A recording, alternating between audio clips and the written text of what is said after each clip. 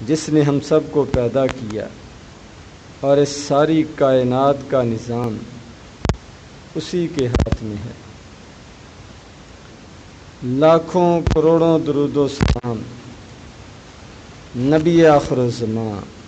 حضرت محمد صلی اللہ علیہ وسلم کی ذات گرامی پر، جن کو اللہ تبارک و تعالیٰ نے ہماری رشد و ہدایت کے لیے، ہماری رہنمائی کے لیے، ہمیں سیدھا رستہ دکھانے کے لیے اپنا آخری رسول بنا کر بھیجا۔ حمد و صلوات کے بعد محترم سامعین گرامی، عید الاضحیٰ قربانیوں کی عید کے دن گزر رہے ہیں۔ ہر صاحب استطاعت نے اپنی اپنی استطاعت کے مطابق اللہ کے راستے میں اچھی سے اچھی قربانی پیش کی۔ اللہ تبارک و تعالی سب مسلمانوں کی قربانیاں قبول فرمائے۔ یہ قربانی کے دن، یہ قربانی کا عمل اپنے اندر کئی ایک اسباق رکھتا ہے، کئی اس میں دروس ہیں، بہت سی اس کے اندر باتیں ہیں جو آدمی سمجھنا چاہے تو سمجھ سکتا ہے۔ ان میں سے ایک سبق یہ ہے کہ یہ قربانی ہمیں دوسروں کی ہمدردی اور خدمت خلق اس کا جذبہ پیدا کرتی ہے کہ جس نے بھی قربانی کی ہو تو اس کی کوشش ہوتی ہے اپنی اس قربانی کے اندر، قربانی کے اس گوشت کے اندر میں دوسروں کو بھی شریک کروں، دوست احباب، رشتہ دار اور دیگر ضرورت مند، ان کو آدمی اپنی اس قربانی میں، قربانی کے گوشت میں شریک کرنے میں خوشی محسوس کرتا ہے۔ اور ہمارے دین کی، اسلام کی یہ تعلیم بھی ہے۔ نبی کریم صلی اللہ علیہ وسلم نے فرمایا، مسلم شریف کی روایت ہے، فرمایا کلو وادخروا وتصدقوا، کہ یہ قربانیوں کا گوشت خود بھی کھاؤ، اپنے کھانے کے لیے سنبھال کر بھی رکھ لو اور صدقہ بھی کرو۔ ایک مرتبہ قربانی کے دنوں میں نبی کریم صلی اللہ علیہ وسلم نے یہ حکم دیا کہ کوئی بھی قربانی کرنے والا 3 دن سے زیادہ اپنے پاس گوشت نہ رکھے، یعنی زیادہ سے زیادہ جتنا جلدی ہو سکے اس کو تقسیم کرو۔ اس کی وجہ یہ تھی کہ ان دنوں میں کچھ لوگ باہر سے نئے مسلمان ہو کر آئے تھے، سب کو چھوڑ چھاڑ کر ہجرت کر کے قریب الوطنی اور پردیس کی زندگی اس کا ان کو سامنا تھا۔ ان دنوں عید کا موقع آ گیا تو نبی کریم صلی اللہ علیہ وسلم نے ان کے لیے، ان کی ضرورت کے لیے، ان تک گوشت زیادہ سے زیادہ پہنچانے کے لیے آپ نے یہ اعلان کرا دیا کہ 3 دن کے اندر جتنا تم گوشت کھا سکتے ہو وہ رکھ لو، 3 دن سے زیادہ کا جو گوشت ہے وہ تقسیم کر دو۔ تو ایک گھر میں زیادہ سے زیادہ کتنا کا آدمی اگر کھانا چاہے تو کھا سکتا ہے 3 دن کے اندر؟ اگر گائے اونٹ وغیرہ ذبح کیا ہو تو چوتھا حصہ بڑی مشکل سے کھا سکتا ہے۔ تو آئندہ سال صحابہ اکرام نے نبی کریم صلی اللہ علیہ وسلم سے پوچھا کہ آپ نے حکم دیا تھا پچھلے سال کہ 3 دن سے زیادہ کا گوشت نہیں رکھنا، اس سے پہلے اس کو ختم کرنا ہے، تقسیم کرنا ہے، ضرورت مندوں تک پہنچا دو۔ اب ہمارے لیے کیا حکم ہے؟ تو فرمایا کلو وادخروا وتصدقوا، کہ تم ان دنوں میں جتنا کھا سکتے ہو کھاؤ، اس کے علاوہ آئندہ دنوں کے لیے اگر کچھ رکھنا چاہو تو رکھ بھی سکتے ہو، لیکن اس کا یہ مطلب نہیں کہ سارا ہی رکھ لینا ہے، صدقہ نہیں کرنا، دوسروں کو نہیں دینا، نہیں، وتصدقوا، اور صدقہ بھی کرو۔ تو آپ نے ساتھ وضاحت فرما دی کہ پچھلے سال جو پابندی تھی وہ ایک ضرورت کی وجہ سے تھی، کچھ لوگوں کے وہ ہجرت کر کے آنے کی وجہ سے تھی، تو اب وہ ضرورت نہیں رہی، تو اب عام روٹین کے مطابق وہ تم صدقہ بھی کرو اور اپنے لیے کچھ رکھ بھی سکتے ہو، اور جو رکھا ہوا ہے اس کو جب چاہو کھاؤ، کوئی ضروری نہیں کہ 1 ہفتے کے اندر اندر اس کو ختم کرنا ہے، جب دل چاہے۔ جو آپ نے دوست احباب کو تحفہ تحائف دینے کے بعد، ضرورت مندوں کے لیے صدقہ خیرات کرنے کے بعد اپنے لیے کچھ حصہ رکھا ہے تو وہ دنوں کی اس میں پابندی نہیں ہے، وہ آپ کا ہے، جب دل چاہے کھا سکتے ہو، اس کی کوئی پابندی نہیں ہے کہ ذوالحجہ کے اندر اندر ختم کرنا ہے، محرم کے اندر اندر ختم کرنا ہے۔ آج کل تو ویسے سہولت ہے کہ آدمی 6 مہینے بھی اگر رکھنا چاہے، چاہے 1 کلو ہی گوشت کیوں نہ ہو، وہ بھی 6 مہینے کے بعد بھی آدمی کھا سکتا ہے، کوئی پابندی نہیں۔ اس دور میں بھی جب کہ یہ سہولتیں نہیں تھی، پھر بھی لوگوں نے وہ جانتے تھے کہ گوشت کو یا چیزوں کو کیسے محفوظ کرنا ہے، اور ان دنوں کا نام ایام تشریق اسی لیے رکھا گیا ہے، 11 12 13 یہ ایام تشریق ان کو کہا جاتا ہے۔ تو تشریق کا معنی دھوپ میں کسی چیز کو ڈالنا، سکھانا۔ تو لوگ حج کے لیے آتے تو قربانیاں کرتے، تو ہر بندہ جب قربانی کرے گا، ہر دوسرا تیسرا بندہ قربانی کرے گا، تو وہاں تو سارا کھایا نہیں جا سکتا، تو پھر اس کے لیے وہ گوشت کو خشک کرتے تھے، دھوپ میں رکھ کے سکھا لیتے تھے اس کو، جب خشک ہو جائے، سوکھ جائے، تو پھر اس کو جتنا مرضی وقت رکھ سکتے ہیں، جب مرضی استعمال کر سکتے ہیں، اپنے ساتھ لے جائیں، اپنے وطن میں جا کر اس کو کھا لیں۔ تو یہ ان کا انداز تھا، طریقہ کار تھا،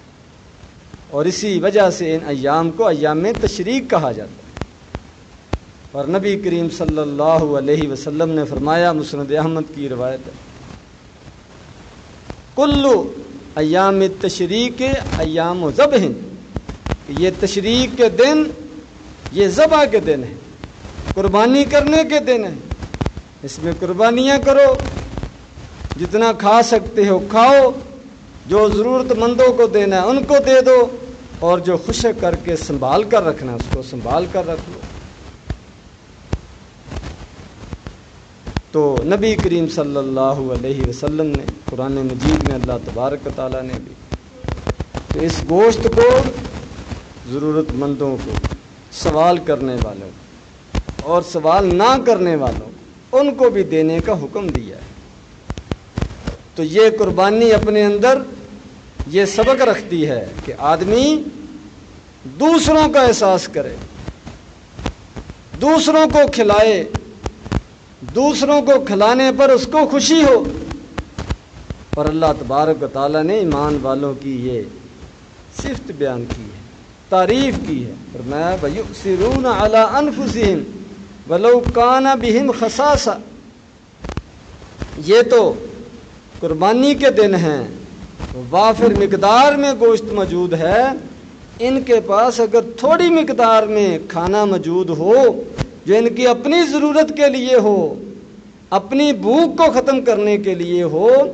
تو ضرورت پڑنے پر وہ بھی دوسروں کو کھلا دیتے ہیں، دوسروں کو اپنے اوپر ترجیح دے دیتے ہیں۔ اور اس میں ایک واقعہ بھی بیان کیا جاتا ہے ایک صحابی کا کہ نبی کریم صلی اللہ علیہ وسلم کے پاس ایک مہمان آئے، آپ نے اپنے گھروں میں سارا پتہ کیا کہ اس کی مہمان نوازی کے لیے، کھلانے کے لیے، خدمت کے لیے کوئی چیز ہو، کچھ نہ ملا۔ تو پھر نبی کریم صلی اللہ علیہ وسلم نے صحابہ کرام سے کہا کوئی ہے جو آج اس مہمان کی مہمان نوازی کرے، اپنے پاس ٹھہرائے، اس کو کھانا کھلائے۔ تو ایک انصاری صحابی ابو طلحہ رضی اللہ تعالیٰ عنہ، وہ کہتے جی میں ان کو اپنے ساتھ لے جاؤں گا۔ تو انہوں نے اپنے گھر جا کر اپنی بیوی سے کہا کہ آج ہمارے پاس مہمان آئے ہیں، تو گھر جو پکایا ہے اس میں سے ان کو بھی کھلائیں گے۔ تو ان کی بیوی نے بتایا کوئی خاص چیز نہیں ہے، عام روٹین کا کھانا جو بچے کھاتے ہیں، ہم کھاتے ہیں، وہی ہے، زائد نہیں ہے۔ تو فرمایا آج بچے نہیں کھائیں گے، ہم بھی نہیں کھائیں گے، آج مہمان کھائے گا۔ تو انہوں نے بچوں کو بہانے سے سلا دیا، نیند آ جائے تو پھر کچھ وقت گزر جاتا ہے، اور خود اپنی بیوی کو سمجھا دیا کہ جب ہم کھانا کھانے لگیں تو یہ چراغ دیا جو ہے اس کو بجھا دینا، بند کر دینا، تاکہ اس کو پتہ نہ چلے کہ میں اس کے ساتھ کھا رہا ہوں یا نہیں، کیونکہ عام وہ ان کا طریقہ کار تھا کہ گھر والا میزبان وہ ساتھ بیٹھ کر کھاتا ہے۔ تو مہمان نے اس وقت تک کھانا نہیں کہ جب تک میں ساتھ نہ بیٹھوں،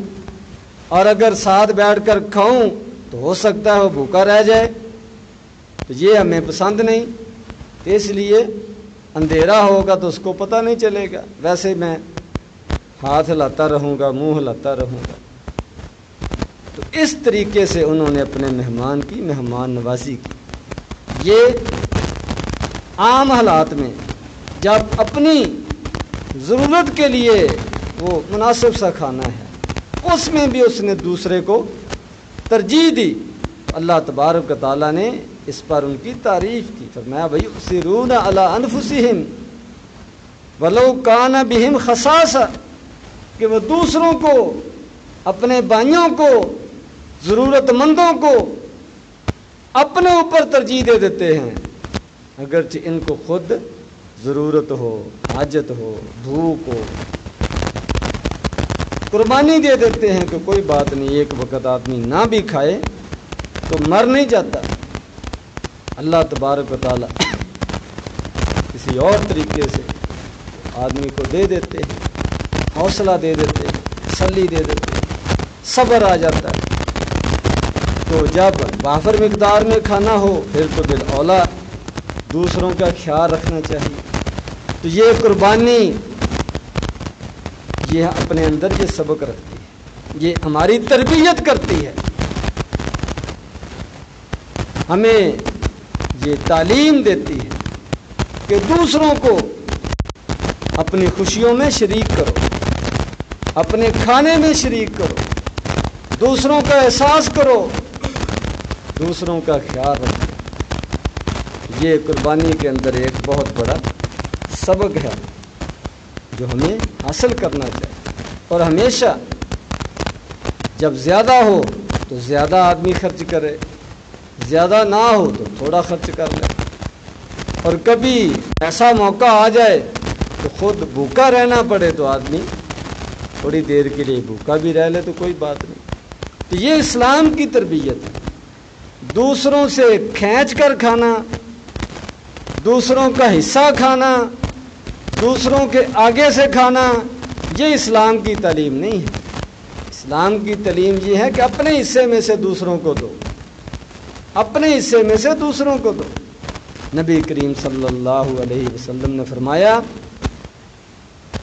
طعام الواحد یکفی اثنین،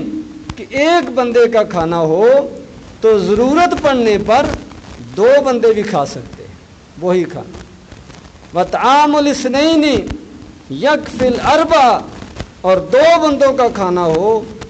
اور حالات کی تنگی ہو، مجبوری ہو، ضرورت ہو تو 4 بندے بھی کھا سکتے ہیں۔ تو صاحب ایمان وہ دوسروں کا احساس کرتا ہے۔ یہ قربانی کے اندر ہمارے لیے سبق ہے جو ہمیں سیکھنا چاہیے۔ اور ایک اور سبق کہ آدمی جب اللہ کے راستے میں مال پیش کرے، صدقہ خیرات کرے، تو عمدہ چیز، بہترین چیز یہ آدمی خرچ کرے۔ یہ قربانی ہمیں سبق دیتی ہے۔ نبی کریم صلی اللہ علیہ وسلم کا اپنا عمل بھی یہ تھا کہ آپ نے قربانی کے موقع پر بہترین مینڈے، چتکبرے، سینگوں والے، جوان، یہ آپ نے ذبح کیے، اور آپ نے کم از کم حد مقرر کر دی کہ اس سے نیچے نہیں جانا، اس سے اوپر جتنا اچھا ہو سکتا ہے اپنی استطاعت کے مطابق وہ کرو۔ گویا کہ یہ بھی ہماری مسلمانوں کی تربیت کی گئی ہے کہ اللہ کے راستے میں اللہ کے نام پر مال خرچ کرنا ہے، صدقہ خیرات کرنا ہے، جانور ذبح کرنا ہے، قربانی دینی ہے، تو دل بڑا کر کے بہترین جو ہے وہ مال اپنا صدقہ کیا جائے، بہترین قربانی جو ہے وہ کی جائے اپنی استطاعت کے مطابق۔ تو نبی کریم صلی اللہ علیہ وسلم نے حد مقرر کر کہ 2 دانتا دوندا اس سے نیچے یہ قربانی نہیں کرنی، یعنی ابھی پورا یہ بہترین ایک عمر کو اور اپنی بھرپور جوانی کو، اپنے قد کاٹھ کو یہ جانور نہیں پہنچا، اس لیے اس کو رہنے دو۔ اچھا جو جانور ہے کم از کم دوندا ہو، 2 دانت اس کے گر چکے ہیں، اس کی جگہ پر نئے آ چکے ہوں، یہ اس کی بھرپور جوانی کی یہ ابتدا ہے، یہ جانور ذبح کرو۔ اور دوندا ہونے کے بعد بھی یہ خیال رکھو کہ اس میں کوئی عیب نہ ہو جس سے اس کی قیمت گر جائے، اچھا نہ لگے، نقص پیدا ہو جائے، فرمایا اس سے بھی بچو۔ بیمار، بوڑھا، معذور، فرمایا ان جانوروں سے بچو، ان کو قربانی نہیں کر۔ تو گویا کہ قربانی کے اندر یہ سبق دیا گیا ہے کہ کوشش کرو زیادہ سے زیادہ، بہتر سے بہتر اللہ کے راستے میں جو ہے وہ قربانی کی جائے، اور اسی طرح عام حالات میں بھی اچھی سے اچھی چیز یہ خرچ کرنے کی کوشش کی جائے۔ فرمایا اللہ تبارک و تعالیٰ نے لن تنالوا البر حتی تنفقوا مما تحبون، کہ تم نیکی کے اعلیٰ درجے تک اس وقت تک نہیں پہنچ سکتے جب تک اپنی پسندیدہ چیز، عمدہ چیز، محبوب چیز یہ اللہ کے راستے میں خرچ نہ کرو۔ اور اللہ کا دیا ہوا ہے، اور اللہ تبارک و تعالیٰ ایسے خرچ کیے ہوئے کو ضائع بھی نہیں ہونے دیتے، اس کا متبادل، اس سے بہتر دنیا کے اندر آدمی کو اللہ تبارک و تعالیٰ دے دیتے ہیں، اور آخرت میں جو اجر و ثواب ہے وہ اس کے علاوہ ہے، وہ اس کے علاوہ ہے۔ تو یہ اسلام کی تعلیم ہے، یہ قربانی سے ہمیں سمجھ آتی ہے کہ اللہ کے راستے میں جب پیسہ خرچ کرنا ہے، کوئی چیز صدقہ خیرات کرنی ہے، قربانی کرنی ہے، تو اپنی استطاعت کے مطابق اچھے سے اچھا، عمدہ سے عمدہ، بہترین مال یہ اللہ کے سامنے پیش کیا جائے۔ اسی طرح قربانی کے اندر اتباع سنت، سنت کی پیروی، سنت کی پابندی، نبی کریم صلی اللہ علیہ وسلم کی احادیث کے مطابق عمل کو کرنا، آپ کے اسوہ حسنہ کے مطابق عمل کو کرنا، یہ بھی نہایت ضروری ہے۔ صرف آدمی آنکھیں بند کر کے وہ جو دل چاہے وہ کر لے اور سمجھے کہ میں نے بہت مار کا سر انجام دیا ہے، میں نے بڑا پیسہ خرچ کیا، میں نے بڑی محنت کی ہے، میں نے بڑا وقت لگایا ہے،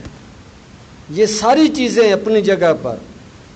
لیکن اس کے ساتھ ساتھ یہ بھی دیکھنا ہے کہ نبی کریم صلی اللہ علیہ وسلم کی ہدایات کیا ہے، آپ کی تعلیمات کیا ہیں، اس کا بھی خیال رکھنا ہے۔ تو نبی کریم صلی اللہ علیہ وسلم نے فرمایا من ذبح قبل الصلاۃ فانما ذبح لنفسہ، کہ قربانی کا ایک وقت ہے اور وہ ہے نماز کی ادائیگی۔ فرمایا کہ جس نے نماز سے پہلے جانور ذبح کیا اس نے اپنے کھانے کے لیے ذبح کیا ہے، اللہ کے لیے یہ ذبح نہیں شمار ہوگا، اس کی قربانی شمار نہیں ہوگی، اس کو دوبارہ کرنی پڑے گی قربانی۔ تو اس سے کیا سمجھ آئی کہ کوئی بھی عمل ہو اس میں اپنی مرضی یہ نہیں چلے گی، اس میں نبی کریم صلی اللہ علیہ وسلم کا اسوہ حسنہ، آپ کی سیرت طیبہ، آپ کی سنت، آپ کی احادیث، آپ کی تعلیمات، ان سب کا خیال رکھنا پڑے گا، تو پھر جا کر وہ عمل ہمارے لیے دنیا کے اندر بھی آخرت کے اندر بھی اجر و ثواب کا باعث بنے گا۔ تو نبی کریم صلی اللہ علیہ وسلم نے دیگر اعمال کی طرح قربانی کے بارے میں بھی رہنمائی فرمائی ہے کہ یہ کب کرنی ہے، کب تک کرنی ہے، کیسے کرنی ہے، اس کو پھر آگے استعمال اس کا، وہ گوشت کا، کھال کا، یہ کیسے کرنا ہے، ہر چیز بتائی، اس کے مطابق یہ قربانی والا عمل ہوگا اور دیگر اعمال ہوں گے تو انشاءاللہ وہ تھوڑے بھی ہوں تو انشاءاللہ خیر و برکت والے ہوں گے، اور سنت کی خلاف ورزی کرتے ہوئے کوئی عمل کتنا بڑا کیوں نہ ہو، کتنی زیادہ محنت کیوں نہ ہو، وہ رائے گاہ چلا جاتا ہے، کیونکہ اللہ تبارک و تعالیٰ نے نبی کریم صلی اللہ علیہ وسلم کو ہمارے لیے نمونہ قرار دیا، آپ کو بھیجا اس لیے ہے کہ آپ بتائیں کہ کون سا عمل کب کرنا ہے، کتنا کرنا ہے، کیسے کرنا ہے۔ تو یہ قربانی کے اندر ہمارے لیے یہ سبق ہے کہ سنت کو دیکھ کر، سنت کے مطابق احادیث کی روشنی میں قربانی والا عمل کیا جائے، اور پھر باقی اعمال میں بھی اس چیز کا خیال رکھا جائے۔ اللہ تبارک و تعالیٰ مجھے اور آپ کو سمجھنے کی، عمل کرنے کی توفیق عطا فرمائے۔ وآخر دعوانا ان الحمد للہ رب العالمین۔